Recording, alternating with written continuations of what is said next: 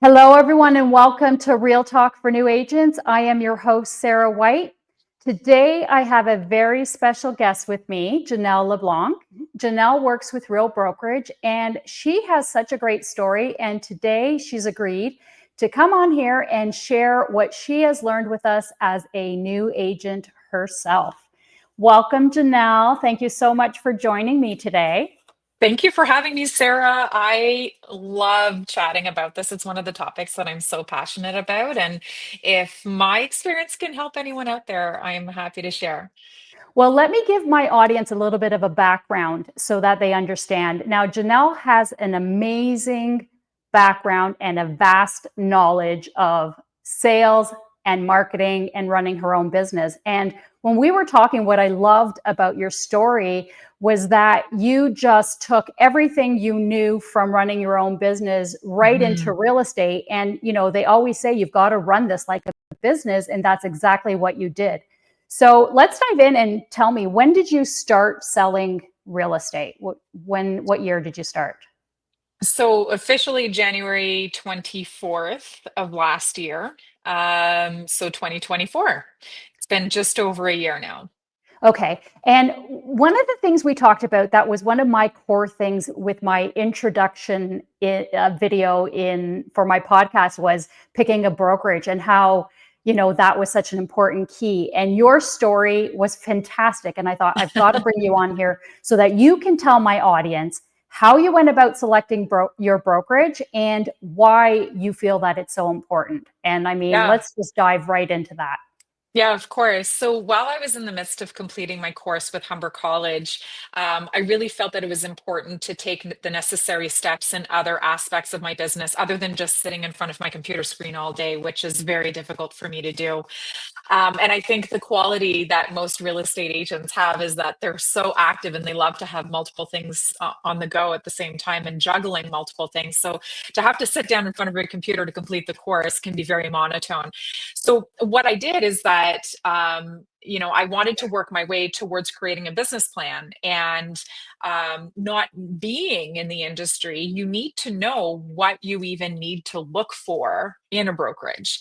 So I met with a number of various realtors in my community to pick their brain, to ask them, about their personal experience with their brokerage, but also, what are the things that what's the advice that they would offer to a new agent?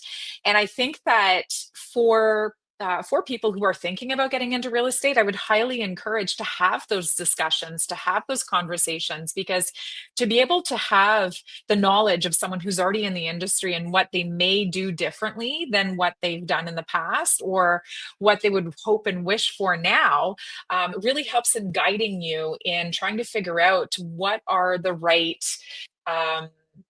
are the right criterias that are the Yeah. best match for my personality that will enable me to really blossom and grow in my real estate business.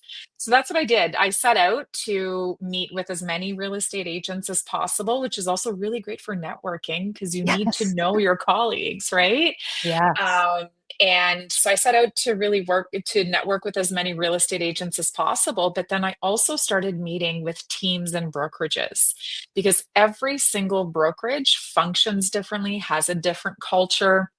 And the same thing goes for teams.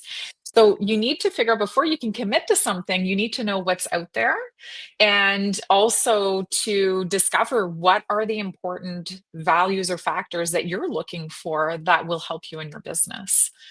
And you did that by creating a checklist. Do you want to talk about that?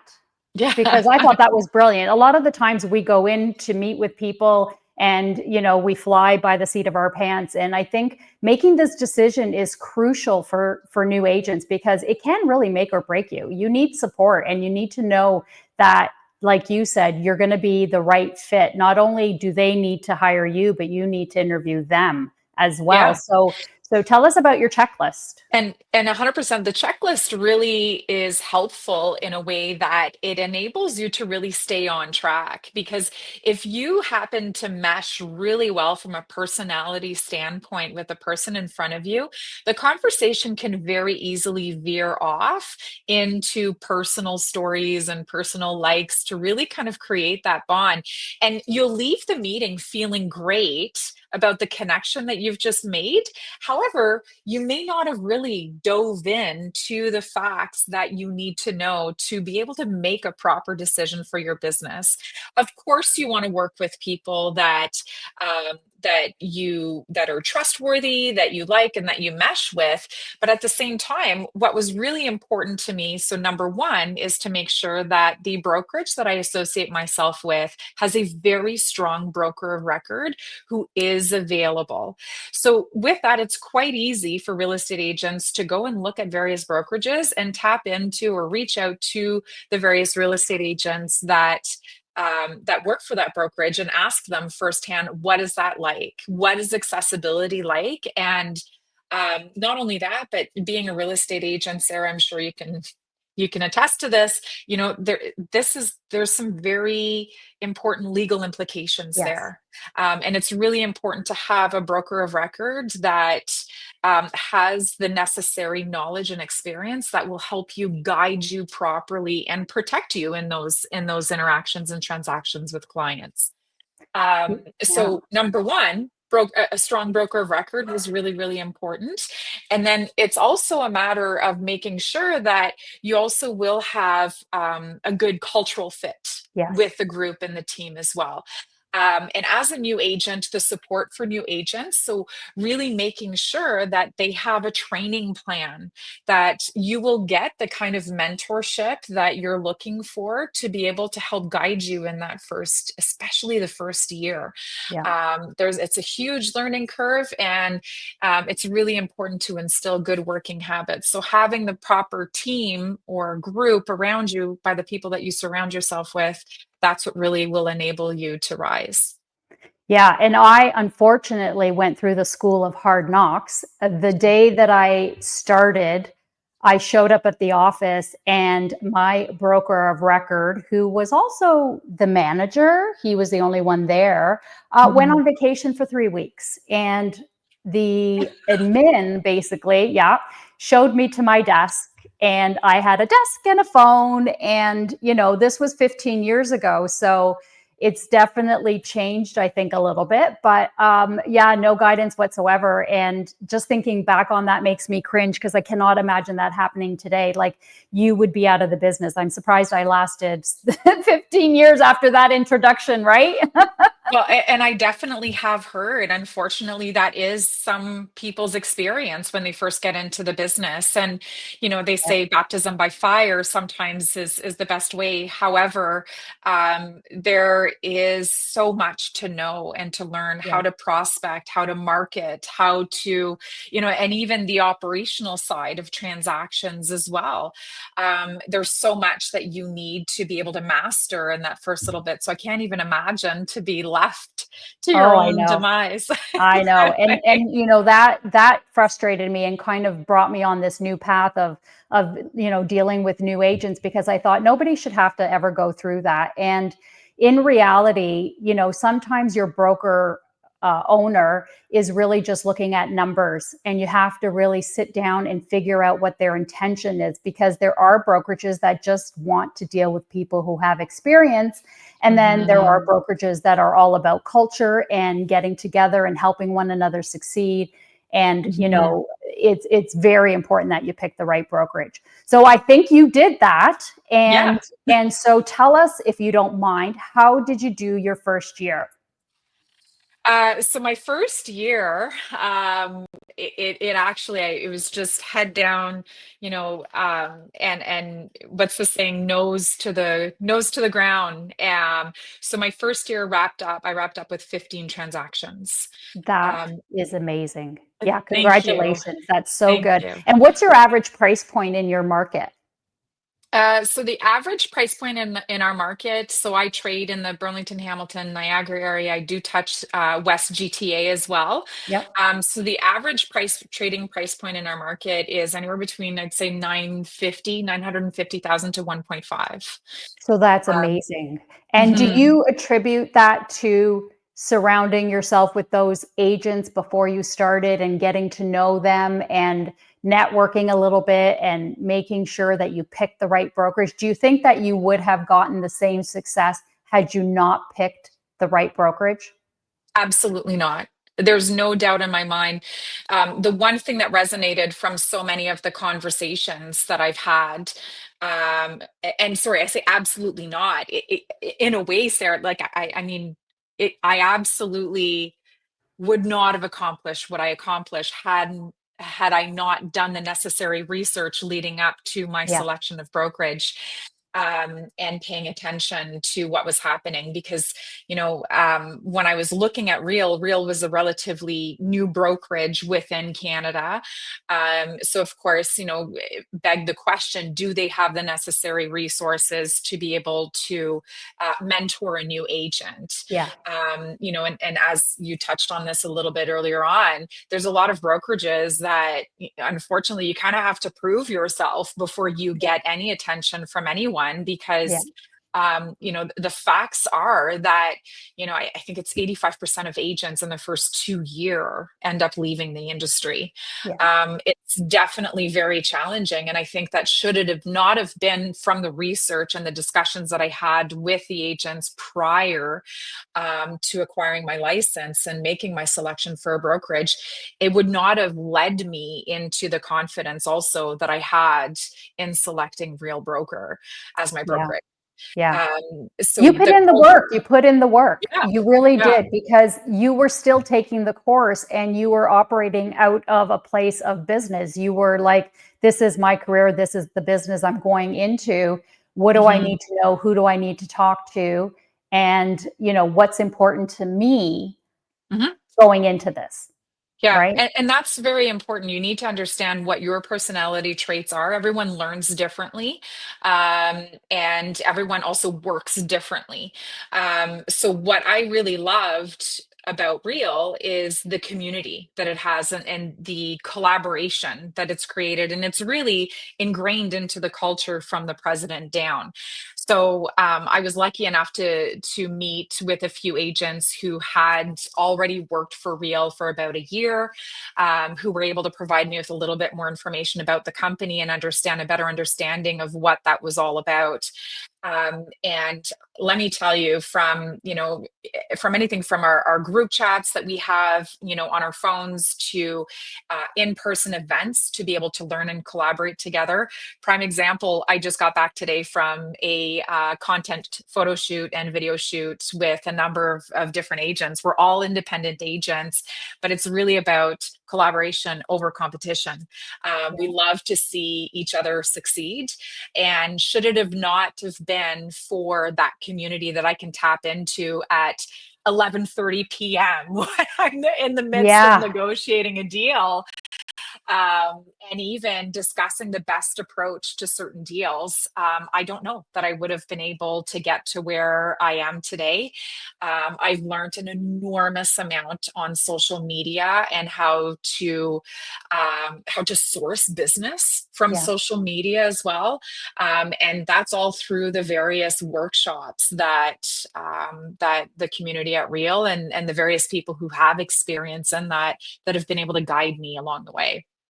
Yeah, and it's really important because, there are brick and mortars that are just as, welcoming, and there are brick and mortars that are not. There are online Mhm. companies that are different.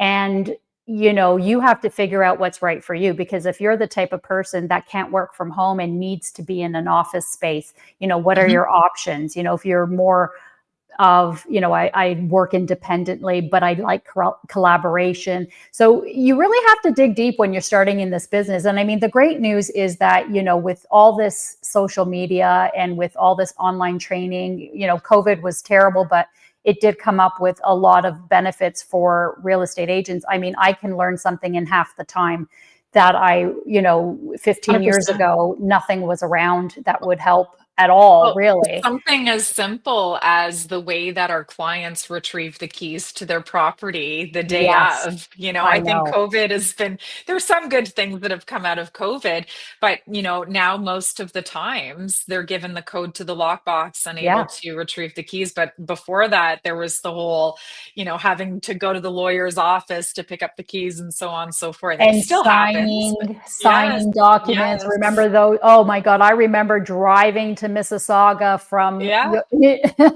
Richmond I drove. Hill to give a check to the office. I mean, things were really different. So I'm really glad for those. Now, Yeah. so you've been in it for a year, you've made Mhm. a great success. Can you share some of the top lessons that you've learned in your first year that maybe could Mhm. help somebody else Mhm. besides picking your brokerage? Because that's number one, we know. Do a Yeah. bang up job picking your brokerage and the people you're going to be around. But once you get that settled, what are some top things that maybe you can share that you learned along the way? Mhm. One of the biggest lessons that I've learned is, I take my job very seriously. I take the fact that your clients are entrusting you potentially with their largest asset. And it's not just a monetary value asset, it's also an asset that affects their lives. When we're discussing residential, it affects their family and how their lives are to be lived going forward with a transaction in real estate. And it's really, really important that you understand that it can be, and in most cases, is a very emotional process for the client. And you, as a realtor, need to remove the emotion out of it. The reason why you're in that position is really to be able to guide them from a logical, operational, and strategic standpoint. So as a new agent, it's only natural that you care so much and you want to do right by your clients. And it's not about winning or losing the deal when you're interacting with another agent on the other end. It's really about asking the right questions and understanding where they're coming from, what their clients' requirements are, and how the two of you can work together to bring the deal together. It's not about who's getting what in the negotiations. Of course, that's a part of it, but I do find sometimes egos can kind of come at play with all of that. And it's not about the agents, it's about the two parties that we're trying to bring together in a neutralized space. And they both have to feel like they've won. That's the Hmm. key to good negotiations, right? Both parties have to feel like they have won. They've walked away with what they needed in order to move forward. And Hmm. when you can come from that point of negotiation, right? Like you said, it's not about us at all. It's about fighting for what your clients think is most important to them and coming to an agreement that everyone's happy with. 100%. Yeah. Yeah. 100%. The other piece of advice that I would also give to a new agent is to not be afraid to put yourselves in rooms where you feel uncomfortable. Who Yes. you surround yourself with matters. I heard a really interesting statistic the other day that if you sit next to a high producing person, chances are your productivity will increase by 15% just Yeah. by the unique factor that you're in that environment with another high Yep. producer. I believe If that. if you were to sit next to someone who is not a high producer, your productivity level actually goes down by 30%. Wow. So the gap is enormous. Yeah. And what my advice would be is to not be afraid. Some people tend to gravitate towards the rooms where they feel like they can take a lot of space. And I remember my very first meeting, where it was kind of like a seminar being given with a number of local agents that were invited, and there was a panel. There was also a few guest speakers, and I remember feeling so small so insignificant in that room, and everyone seemed to know each other. But what I learned and what I absorbed and what I took out of that because of, my position on the totem pole, still to this day has served me well and has guided me thoroughly. Not only that, but I made those connections with those Yeah. people where those people are now my peers. Yes. And these are the kind of people that I can call on and rely on. And I've actually transacted with a few of them. So don't be afraid to put yourself in rooms where you feel small, because that's where there's growth. That's where you're basically raising the floor, and bringing yourself up along with it. And you just get in there and you say, that will be me one day. I am going to Mhm. be right where you are. And just keep that confidence high because, you have skills. Everyone has different skills and you can shine whichever way you want to shine, right? And don't be Mhm. intimidated because, I mean, that's why a lot of people don't put themselves out there on video. They don't, reach out to other agents to meet up and just have lunch and try to build relationships. I mean, that's really important because honestly, especially if you're in a specific area, right? Like you Yep. want to know the other agents and have good relationships with them because they can make or break the deals that you're trying to get to put together. So, Absolutely. very, very Absolutely. important. Well, thank you for all of that information. So, do you have some lofty goals for 2025? I do, of course. I live and die by my goals. That's So awesome. yes, I do have a number of pretty high goals. I am looking to nearly double the amount of transactions this year. 2025 is already off to a very good start. I do believe that we're going to see a really nice increase in activity in the spring market as Yeah. well. So a lot of transactions being lined up for then. But mostly is to really be able to do this. And thank you, Sarah, for allowing me the opportunity of sharing a little bit of my story. Because if there's one thing that I can do to help someone else out there that is where I was a year ago or Yeah. so, I'm definitely, it would be my pleasure to help anyone out there. But the goals are big, and the saying is, if you uh, it's something, if you shoot for the moon, you'll land amongst the stars. That's awesome. I And love it. And that's my believer.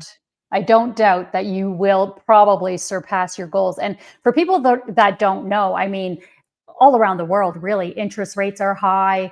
Mhm. People are suffering with unemployment and cost of living. So the fact that you've done so well in such a tough market, like when things pick up, girl, you're just going to fly. That's the goal. Well, I'm going to let you go with one last question. If you Sure. could give my audience just one piece of advice, what would that be? It's never impossible and never to give up. Isn't that great?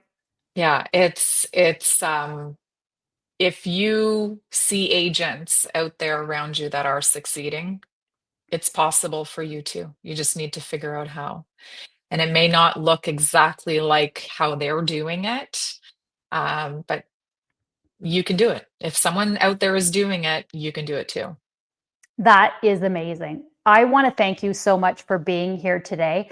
And why don't you tell the audience if anybody wants to reach out to you, what area you work in again? So you never know, Yeah. somebody might need to buy or sell or rent and they might need some help. Why don't you let us know how we can reach out to you? Absolutely. So I cover from a real estate standpoint, I cover from West GTA all the way through to Niagara area, most commonly, mostly in Burlington, Hamilton. And best way to reach me is on socials on Instagram, at the Real Janelle. And you have all of my contact info on there. That would be the best way to reach me. That is awesome. So thank you so much. You've provided such great value to my audience. I am sure we might get some questions along the way. Thank you, everyone, for joining us today. Remember that information without implementation is the definition of insanity. So go out there, everybody, and be your best. Until next time. Thank Thank you. you, Sarah.